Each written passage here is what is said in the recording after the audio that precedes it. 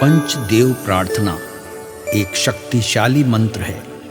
प्रातःकाल सच्चे मन से इसे सुनने से जीवन के सभी दुख तुरंत दूर होने लगते हैं। पंचदेव प्रार्थना को प्रतिदिन सुनने से जीवन के असंभव कार्य भी संभव हो जाते हैं। तो आइए सुनते हैं यह पंचदेव प्रार्थना। गजाननं भूतगणादिसेवितं कपित्थजम्बूफलचारुभक्षणम् उमासुतं शोकविनाशकारकम् नमामि विघ्नेश्वरपादपङ्कजम्। कर्पूरगौरं करुणावतारं संसारसारं भुजगेन्द्रहारं सदा वसन्तं हृदयारविन्दे भवं भवानी सहितं नमामि। शान्ताकारं भुजगशयनं पद्मनाभं सुरेशं विश्वाधारं गगनसदृशं मेघवर्णं शुभांगं लक्ष्मीकान्तं कमलनयनं योगिभिर्ध्यानगम्यं वन्दे विष्णु भवभयहरं सर्वलोकैकनाथम्।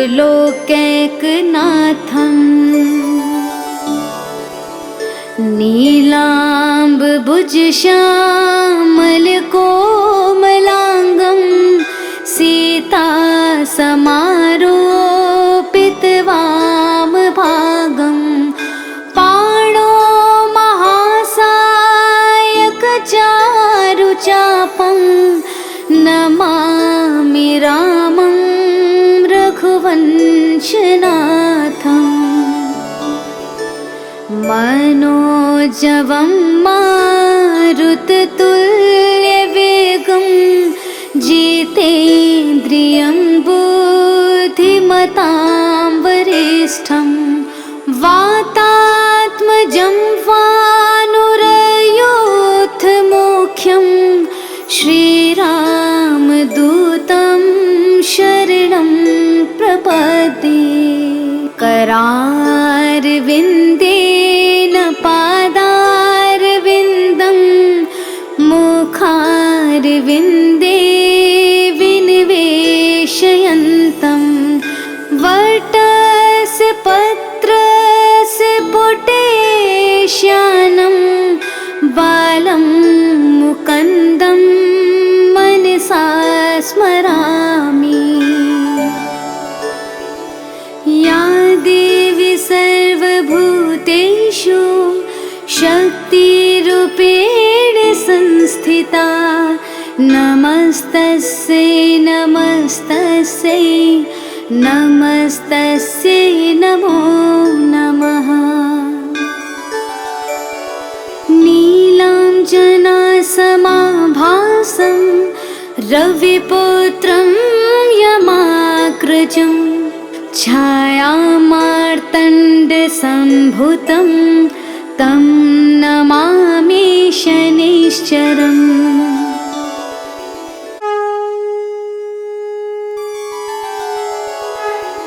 पंचदेव प्रार्थना एक शक्तिशाली मंत्र है। प्रातःकाल सच्चे मन से इसे सुनने से जीवन के सभी दुख तुरंत दूर होने लगते हैं। पंचदेव प्रार्थना को प्रतिदिन सुनने से जीवन के असंभव कार्य भी संभव हो जाते हैं। तो आइए सुनते हैं यह पंचदेव प्रार्थना। गजाननं भूतगणादिसेवितं कपित्थजम्बूफलचारुभक्षणम् शोकविनाशकारकम् नमामि विघ्नेश्वर पादपङ्कजम् कर्पूरगौरं करुणावतारं संसारसारं भुजगेन्द्रहारं सदा वसन्तं हृदयारविन्दे भवं भवानी सहितं नमामि।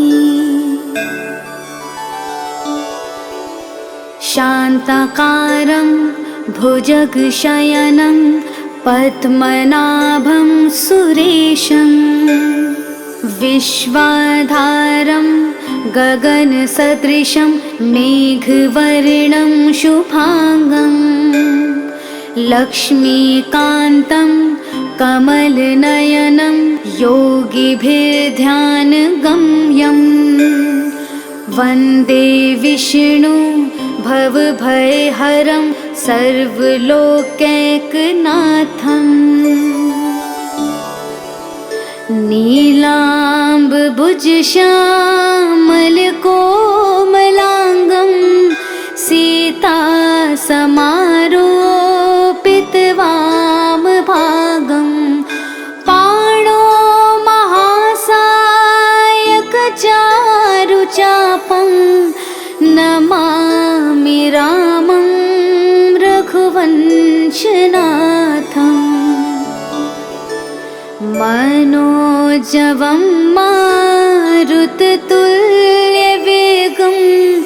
जितेन्द्रियं बुद्धिमतां वरिष्ठं वातात्मजं वानुरयोधमुख्यं श्रीरामदूतं शरणं प्रपद्ये। करारविन्देन पादारविन्दं मुखारविन्दे विनिवेशयन्तं वटस्य पत्रस्य पुटेश्यानं बालं मुकुन्दं मनसा स्मरामि। या देवी सर्वभूतेषु शक्तिरूपेण संस्थिता नमस्तस्यै नमस्तस्यै नमस्तस्यै नमो नमः। नीलाञ्जनासमाभासं रविपुत्रं यमाग्रजं छायामार्तण्डसम्भुतं तं नमामि शनैश्चरम्।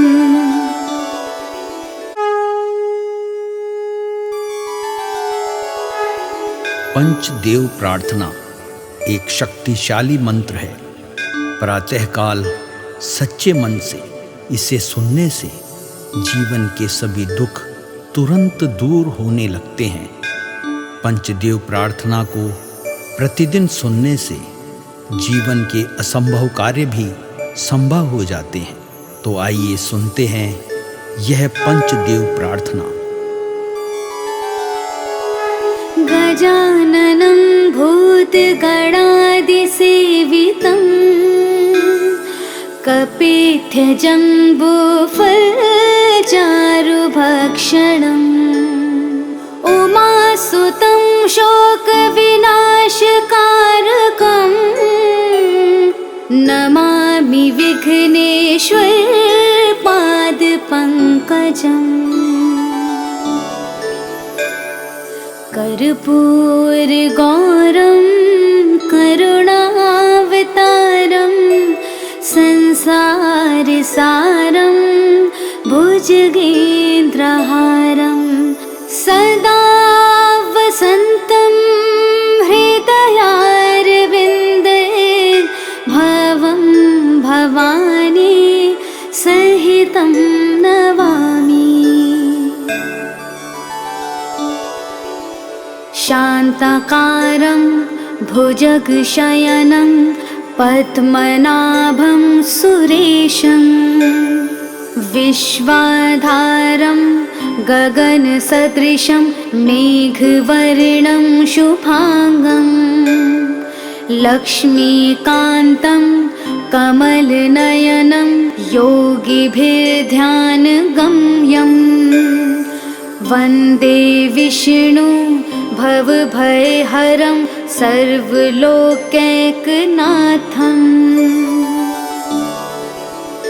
नीलाम्बुजश्यामलकोमलाङ्गं सीतासमारोपितवामभागं पाणो महासायकचारुचापं नमामि रामं रघुवंशनाथम् मनोजवं मारुततुल्यवेगं जितेन्द्रियं बुद्धिमतां वरिष्ठं वातात्मजं वानुरयोधमुख्यं श्रीरामदूतं शरणं प्रपद्ये करारविन्देन पादारविन्दं मुखारविन्दे विनिवेशयन्तं वटस्य पत्रस्य पुटेश्यानं बालं मुकुन्दं मनसा स्मरामि। या देवी सर्वभूतेषु शक्तिरूपेण संस्थिता नमस्तस्यै नमस्तस्यै नमस्तस्यै नमो नमः। नीलाञ्जनासमाभासं रविपुत्रं यमाग्रजं छायामार्तण्डसम्भुतं तं नमामि शनिश्चरम्।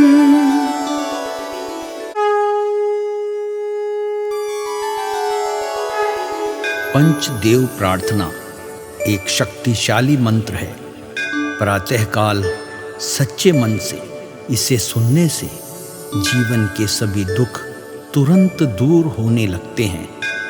पंचदेव प्रार्थना को प्रतिदिन सुनने से जीवन के असंभव कार्य भी संभव हो जाते हैं। तो आइए सुनते हैं यह पंचदेव प्रार्थना। गजाननं भूतगणादिसेवितं कपित्थजम्बूफलचारुभक्षणम् उमासुतं शोकविनाशकारकं नमामि विघ्नेश्वरपादपङ्कजम्। कर्पूरगौरं करुणावतारं संसारसारं भुजगेन्द्रहारं सदा वसन्तं हृदयारविन्दे भवं भवानी सहितं नमामि। शान्ताकारं भुजगशयनं पद्मनाभं सुरेशं विश्वाधारं गगनसदृशं मेघवर्णं शुभांगं लक्ष्मीकान्तं कमलनयनं योगिभिर्ध्यानगम्यं वन्दे विष्णु भवभयहरं सर्वलोकैकनाथम्।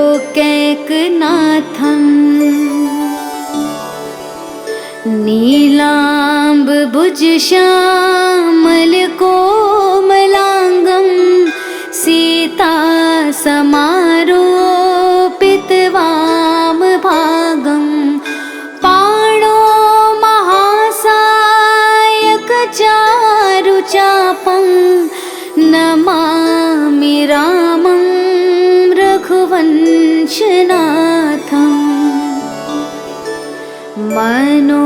मनोजवं मारुततुल्यवेगं जितेन्द्रियं बुद्धिमतां वरिष्ठं वातात्मजं वानुरयोधमुख्यं श्रीरामदूतं शरणं प्रपद्ये। करारविन्देन पादारविन्दं मुखारविन्दे विनिवेशयन्तं वटस्य पत्रस्य पुटेश्यानं बालं मुकुन्दं मनसा स्मरामि। या देवी सर्वभूतेषु शक्तिरूपेण संस्थिता नमस्तस्यै नमस्तस्यै नमस्तस्यै नमो नमः। नीलाञ्जनासमाभासं रविपुत्रं यमाग्रजं छायामार्तण्डसम्भुतं तं नमामि शनैश्चरम्।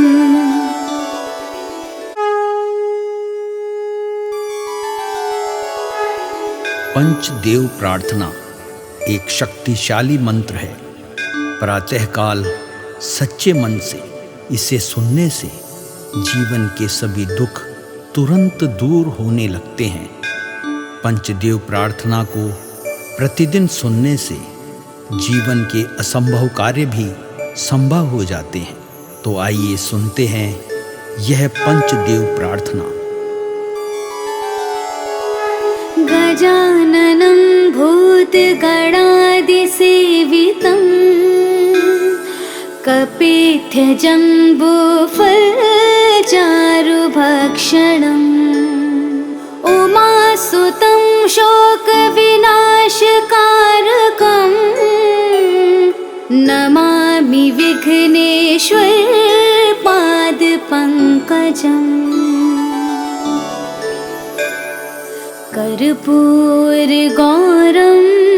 करुणावतारं संसारसारं भुजगेन्द्रहारं सदा वसन्तं हृदयारविन्दे भवं भवानी सहितं नमामि। शान्ताकारं भुजगशयनं पद्मनाभं सुरेशं विश्वाधारं गगनसदृशं मेघवर्णं शुभांगं लक्ष्मीकान्तं कमलनयनं योगिभिर्ध्यानगम्यं वन्दे विष्णु भवभयहरं सर्वलोकैकनाथम्।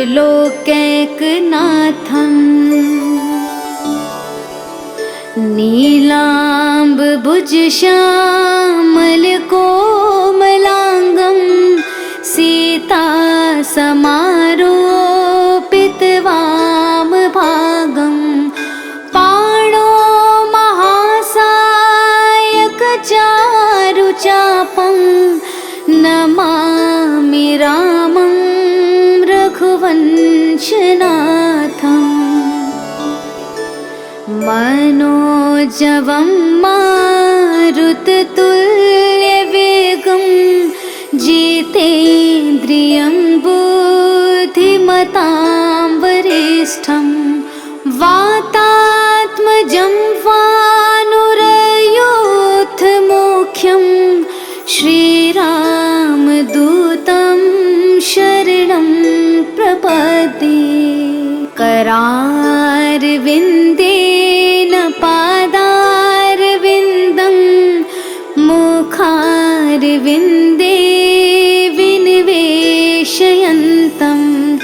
वटस्य पत्रस्य श्यानं बालं मुकुन्दं मनसा स्मरामि। या देवी सर्वभूतेषु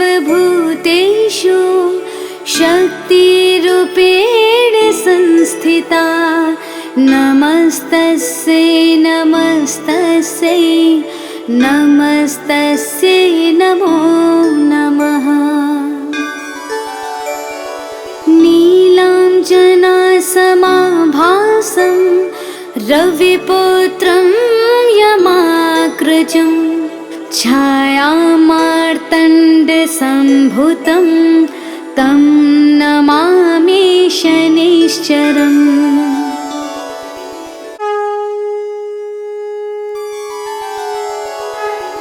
पंचदेव प्रार्थना एक शक्तिशाली मंत्र है। प्रातःकाल सच्चे मन से इसे सुनने से जीवन के सभी दुख तुरंत दूर होने लगते हैं। पंचदेव प्रार्थना को प्रतिदिन सुनने से जीवन के असंभव कार्य भी संभव हो जाते हैं। तो आइए सुनते हैं यह पंचदेव प्रार्थना। गजाननं भूतगणादिसेवितं कपित्थजम्बूफलचारुभक्षणम् उमासुतं शोकविनाशकारकं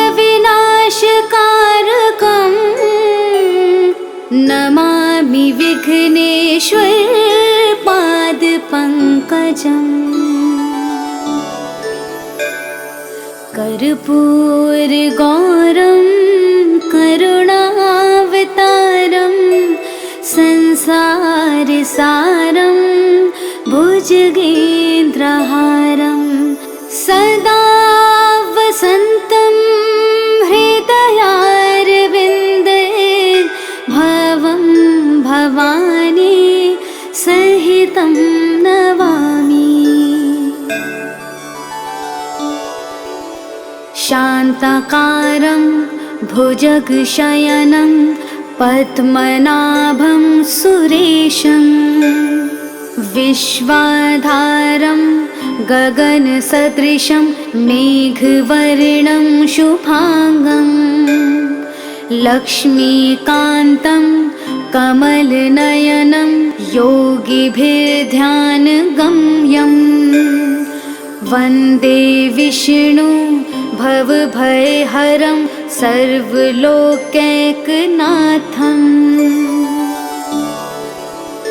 नीलाम्बुजश्यामलकोमलाङ्गं सीतासमारोपितवामभागं पाणो महासायकचारुचापं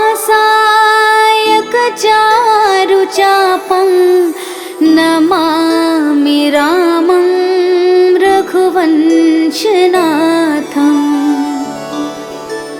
मनोजवं मारुततुल्यवेगं जितेन्द्रियं बुद्धिमतां वरिष्ठं वातात्मजं वानुरयोधमुख्यं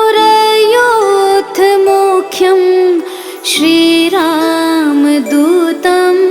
शरणं प्रपद्ये। करारविन्देन पादारविन्दं मुखारविन्दे विनिवेशयन्तं वटस्य पत्रस्य पुटे श्यानं बालं मुकुन्दं मनसा स्मरामि। या देवी सर्वभूतेषु शक्तिरूपेण संस्थिता नमस्तस्यै नमस्तस्यै नमस्तस्यै नमो नमः। नीलाञ्जनासमाभासं रविपुत्रं यमाग्रजं छायामार्तण्डसम्भुतं तं नमामि शनिश्चरम्।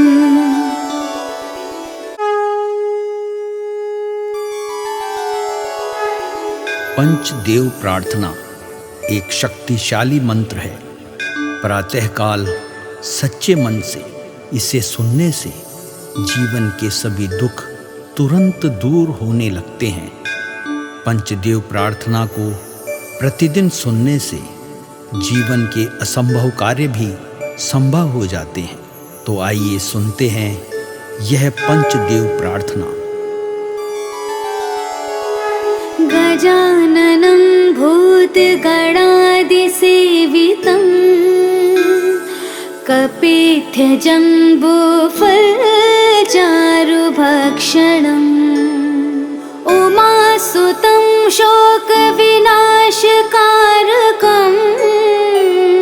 नमामि विघ्नेश्वर पादपङ्कजम्।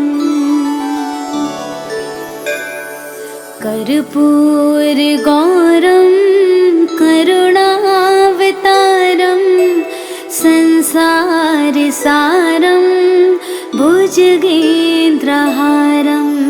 सदा वसन्तं हृदयारविन्दे भवं भवानी सहितं नमामि।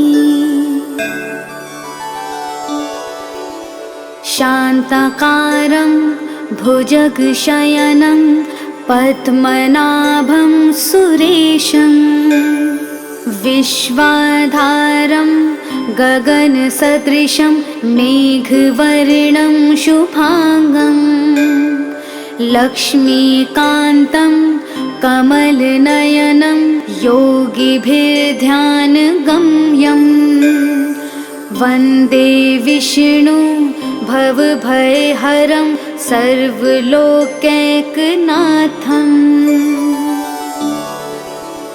नीलाम्बुजश्यामलकोमलाङ्गं सीतासमारोपितवामभागं पाणो महासायकचारुचापं नमामि रामं रघुवंशनाथम्। मनोजवं मारुततुल्यवेगं जितेन्द्रियं बुद्धिमतां वरिष्ठं वातात्मजं वानुरयूथमुख्यं श्रीरामदूतं शरणं प्रपद्ये। करारविन्देन पादारविन्दं मुखारविन्दे विनिवेशयन्तं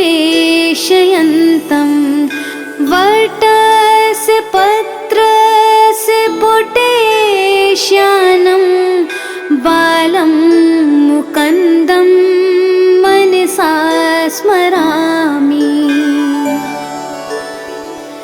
या देवी सर्वभूतेषु शक्तिरूपेण संस्थिता नमस्तस्यै नमस्तस्यै नमस्तस्यै नमो नमः।